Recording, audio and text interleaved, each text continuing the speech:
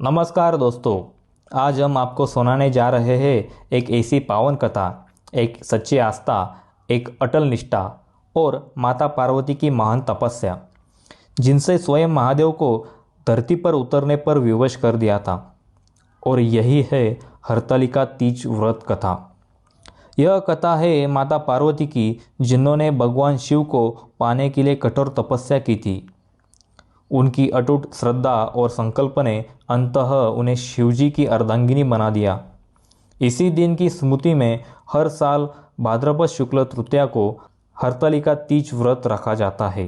एक बार भगवान शिव ने माता पार्वती जी को उनके पूर्व जन्म की तपस्या का स्मरण कराया।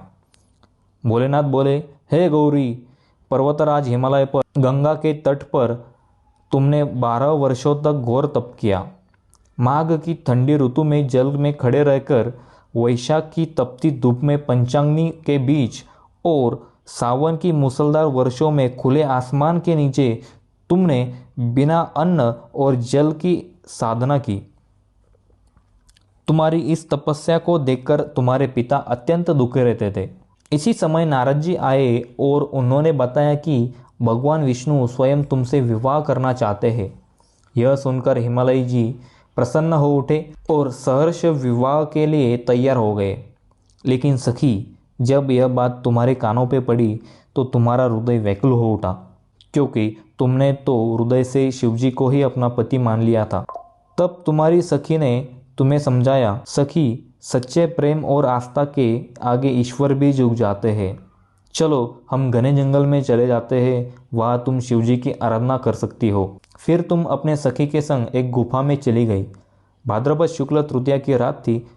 तुमने रेत का शिवलिंग बनाकर जागरण किया और शिवजी का व्रत किया। तुम्हारी कठोर तपस्या से शिवजी प्रसन्न हुए। स्वयं महादेव तुम्हारे समक्ष प्रकट हुए और कहा, वर मांगो हे पार्वती।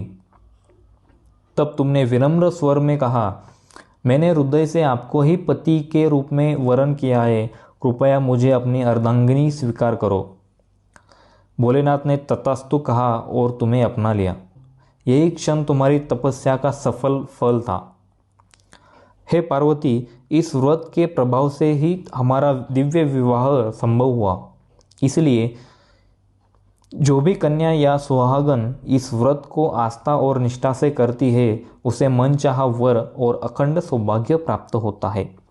इसी कारण हरतालिका तीज व्रत नारी शक्ति, आस्था और सौभाग्य का प्रतीक माना जाता है। तो मित्रों, यह थी हरतालिका तीज व्रत की एक पावन कथा। माता पार्वती की तरह यदि हम भी सच्चे मन से भक्ति करें तो ईश्वर अवश्य हमारी प्रार्थना सुनते हैं।